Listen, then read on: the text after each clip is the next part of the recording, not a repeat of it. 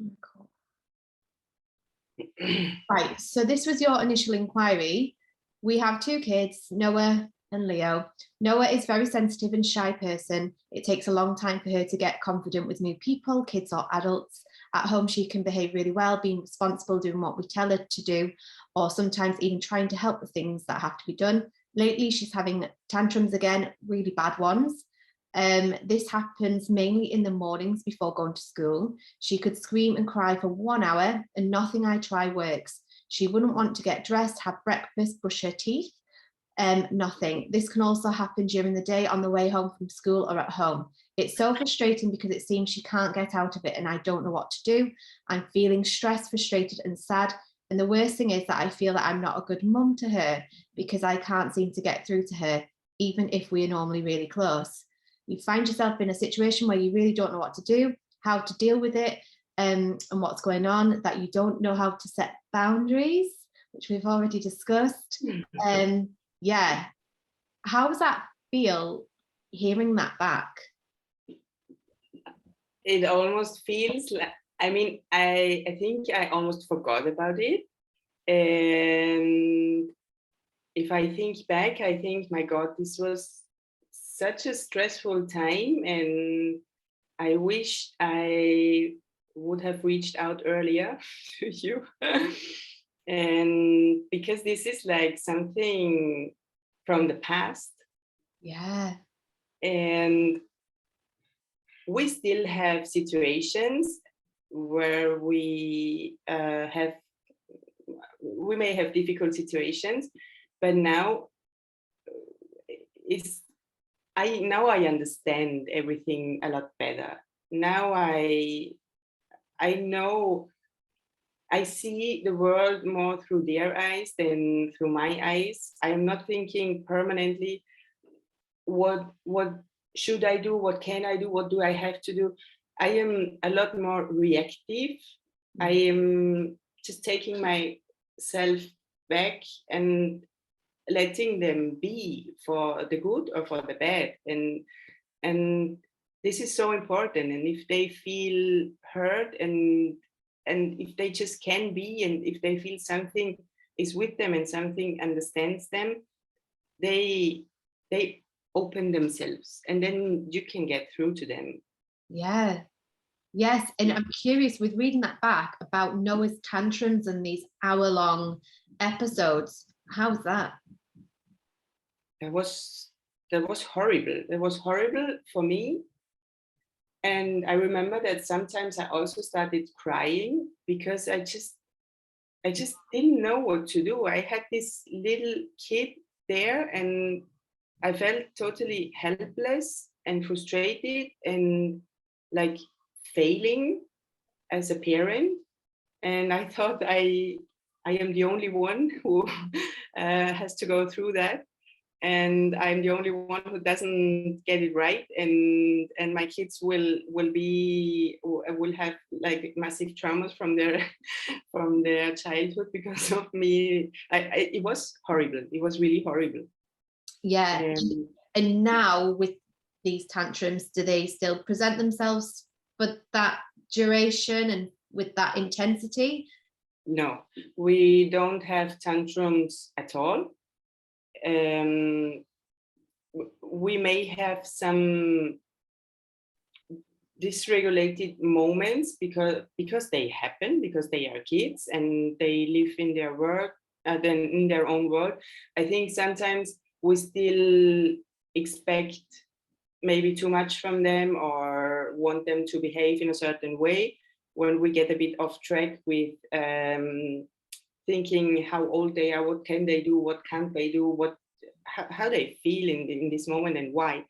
And but it's just not a problem anymore, because we understand each other, and she also knows that I understand her, and I can see it in her face that she learned with me that I understand her feelings and that I am with her, and she's longing for that. She's looking at me, she's like grabbing my face, and just wants this, this moment of being close, of cuddling, of coming down together.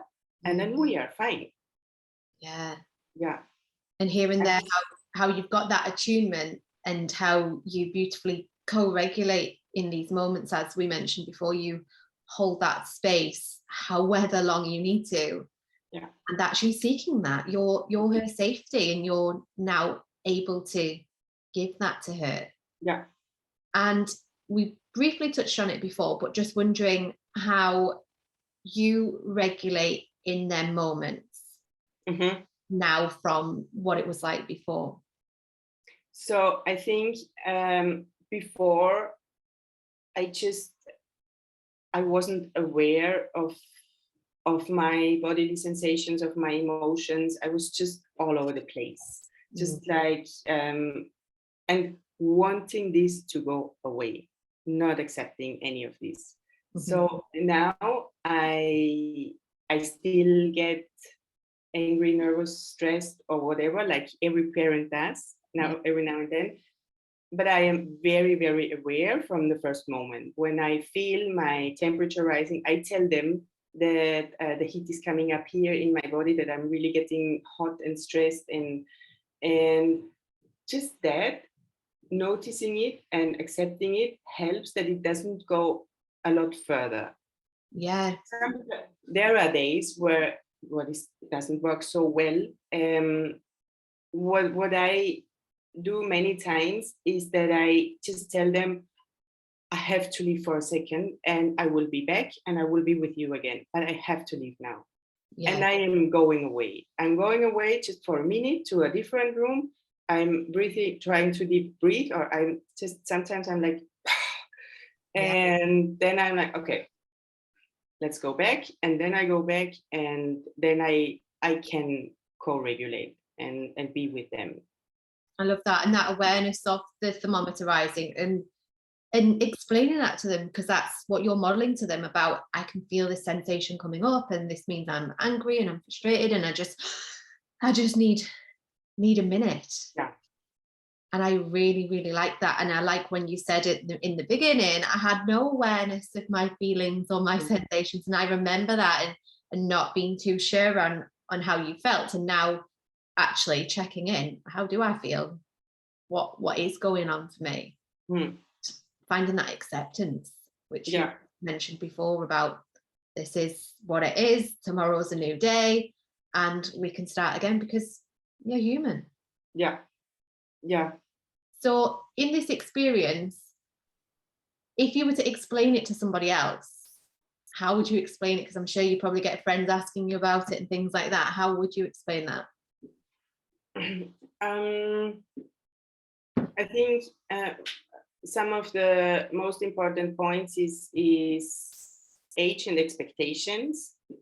That we're struggling with many things because we just expect too much, and we think we don't understand why they do it, and the answer many times is because he's only 3 years old and it's normal that he does this. Yeah. And so I think this being aware of the brain development of the kid and what the kid can do and what the kid can't do. And also looking, I think it's very important to look to the world through the kid's eyes and not through your eyes, because this helps you so much to understand why they are doing these things that make it so difficult for us, because it's their behavior what drives us mad. And if we understand this behavior, why this is happening, it's a lot easier to deal with it. And so I think a big word for all of it is like, I don't know. I think it's a mix of learning about brain science, brain development, left brain, right brain, emotions, co-regulating, but also very important, is connecting and then redirecting. So not only being like a loving mom all of the time, but also to set your boundaries, to tell them what they did is that some things they cannot do, and how we can do it better. But for all of this, I think it's very important to understand why they are doing these things and why they are acting in a certain way, and for us to accept their feelings, to accept their behavior, and to be with them. I think, yeah. Yeah. And that's a big shift. Don't underestimate how big that is, because not everybody can wrap their heads around, you know, their expectations, and actually where are they in their brain development. And it is because he's just 3. You know, some people don't want to cling on to, no, but he should be here. You know, so the fact that you've really dived into the material and learning about brain science and development, and that's actually helped you find that acceptance, hasn't it? Yeah, it does. And it's actually my father-in-law, he always tells the kids, you cannot cry if they start crying. And it hurts me, and I always tell them, you can cry, it's not a problem at all, and it's totally normal. Someone cries when he's sad, when he got hurt, and mommy also cries, and crying is nothing bad. And I think, but this is like, you know, the past generation, where emotions just didn't exist. And I mean, they existed, but they were banned. It was something that you cannot show emotions in public or wherever, which is not true not for kids and not for adults. But it's difficult for them to understand that, I think. Yeah. Even if you explain it to them, it's difficult. Yeah, because ultimately it's you doing the work, and it's you having that awareness and changing, and it can be very difficult to the people on the outside. And I'm remembering quite a few of our sessions, and this concern about what other people thought. Yeah. Where are you with that now? I don't care. Well, no, I mean, that's not 100% true. I obviously sometimes observe other parents, or I don't think that I think about what they think, because I did that in the past all of the time. And now I am like confident that what I do is right for me and for my kids. Yes. And everyone else can decide whatever they want to do, but for me, this is the best thing that I ever did, to start this course with you, to read these books, to learn about this brain science development, also for me, for myself, not only for my kids. Yeah. And so whenever there are other parents around, I mean, it's also what also changed, and this is funny, that in the past we had a lot of situations where I struggled with my kids, and that made me think in public, with other parents, and that made me feel bad and feel like, what do other parents think? And now we don't have a lot of these situations, and we're like good together. And if there is something, I'm like, I know what to do, and it's right, and I don't want to say it works, but it does, because it's I'm doing whatever the situation requires, or the kids, and I'm fine with that. And maybe in the past I wasn't, because I wasn't sure if I'm doing it right or wrong, and now going down to them, hugging them, taking them, whatever is, I do not even think about it. It comes out naturally, and maybe because of not thinking about what do I do, and is this right and wrong, I do not think about what other people think. Yeah, sounds like you're just so in the moment and intuitive to what they're needing, that you're meeting that need instead of that self-doubt of what am I doing, what are other people thinking, because I know that that did come up quite a bit, didn't it? Yeah, it did a lot, especially at school and with other parents in the park. But we've been so many times to the park in the last week, and there was not a single situation where no. And even with other kids, it's. I mean, Leo, he can be a bit rough or wanting other toys from other kids, and he cannot have it, and they are fighting. But it's like, and he's crying. He's crying and screaming sometimes, but I do not really get stressed with it. I explain to him, I explain to the other kid, I do what Leo needs, which can be a hug or not, but it's like, that's it. Mm. Yeah. And that's such a huge jump from some of the sessions that we've had. Yes. Yes. Such a, we started this, I think it was mid-February. Yeah. And now we're at the end of August, so seeing how far that you've. Yeah. And what's been the hardest thing about this process? Because obviously this, the time that we're together, people hit a certain point and it's like, oh, this is difficult, I want to quit, or it's not working, or doubts. What was the hardest thing for you in this time together? I think myself. Okay.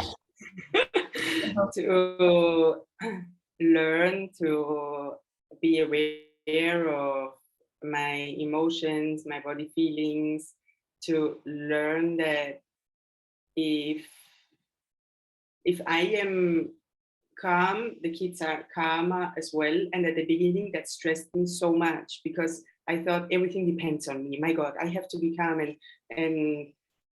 but then I slowly, because we talked about that many times, slowly learned that I am human and that I cannot be calm every single minute, and that I have to take care about me, that I have to do things for me to be able to be there for them and to be calm and to enjoy with them and do whatever they need and whatever we want to do together and need.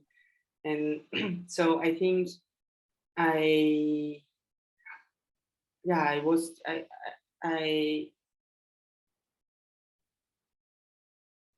didn't give enough importance to myself, and getting aware of it and changing this was really hard. And I was really hard with myself that I have to get this right. I have to be a good mom, a good wife, a good ever, and that I'm just human like everyone else. And Yes. Yeah. I love that, because especially when parents reach out, they're so hard on themselves. Yeah. And as you mentioned before, thinking that every single thing that they do is going to create childhood trauma for their child, and they need to be calm because anything that they're feeling is going to impact their child, and actually realizing I'm human. Yeah. And we need our kids to see us being human. Yeah. And hearing there that the hardest thing actually was myself. Yeah. Yeah, when we spent all of these years being one way and perhaps not letting our feelings out and all of that, to then, oh, what am I feeling? And what is the knock-on effect if I don't express that, if I don't hold space for myself? Yeah. And I'm just looking, because I just thought of this, mealtime. I know meal times came up as a bit of a problem. Oh yes, very good point. I forget about all the good things. No, So Noah almost all meals eats on her own. Sits at the table, is very proud of that, tells everyone that she eats on her own because she's 5 years old and she can do this.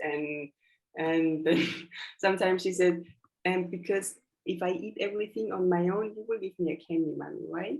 Sometimes, and sometimes I do that, not all of the time, but she's very good with that. With Leo, I think we have to give him a bit more time because he's only 3, and when Noah was 3, we also helped her with food. We're trying to sit down. We're not watching videos. We're trying not to play. Noah does not play at all.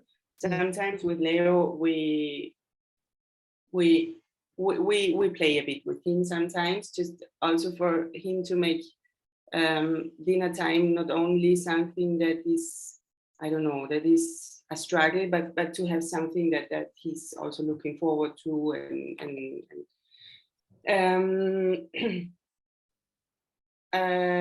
so yes, I am less strict than my husband with meal times, because I think Leo is very young to sit down for a very long time. So I am more like, if he wants to get up, I ask him if he wants more, if he still feels hungry, if the belly is full, and he says no, and he can get up and play, and yeah.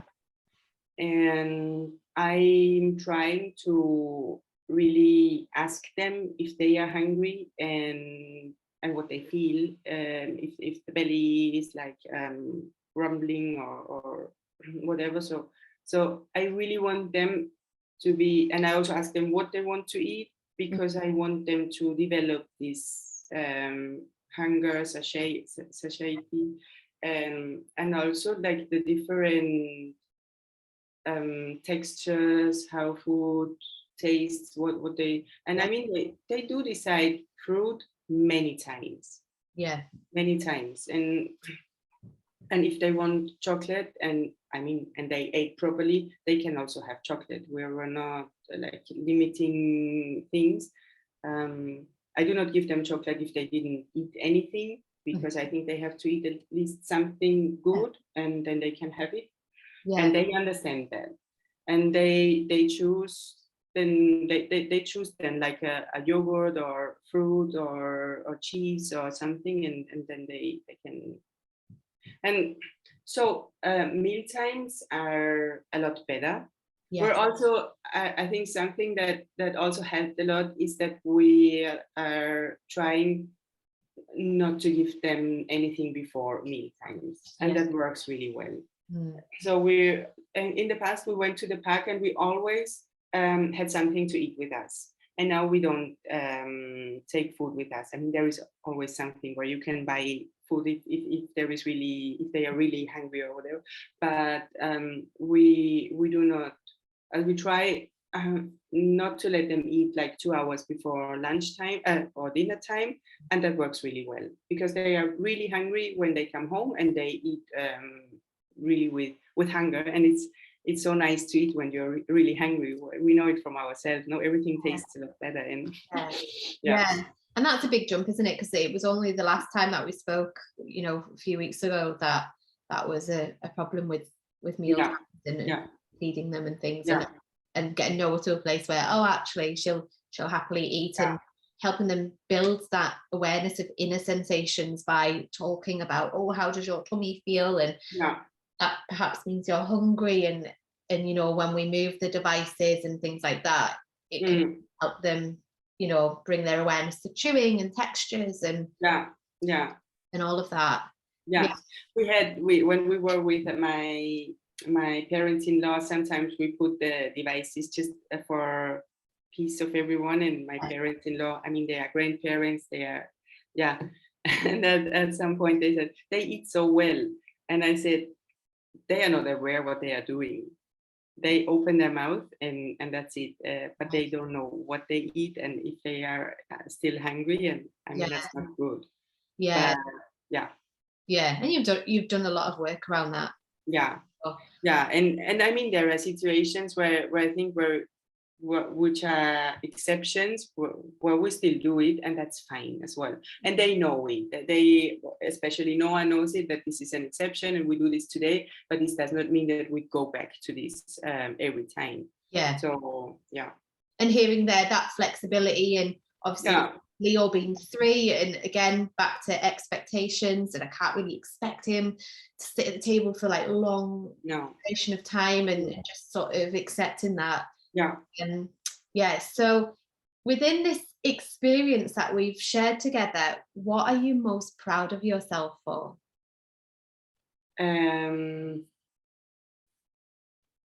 That I think that I am now with everything that includes it, the mom that I wanted to be. Mm. And this also means that I know that I am not perfect. But I love my kids and they love me, and I enjoy time with them a lot. I'm looking forward to be with them. I'm looking forward to do things with them, to go to the park, and because we have such a good time together. I don't mind if we're at home or somewhere. It's just a lot less of this constant worrying. What will happen here? What will happen there? And because it's life. Some things are good. Sometimes things are not so good. We all have good and bad days, and that's it. But in general, it's like a lot more harmony and being together. Yeah. I like Mm. that. And what do you think your superpower is as a parent?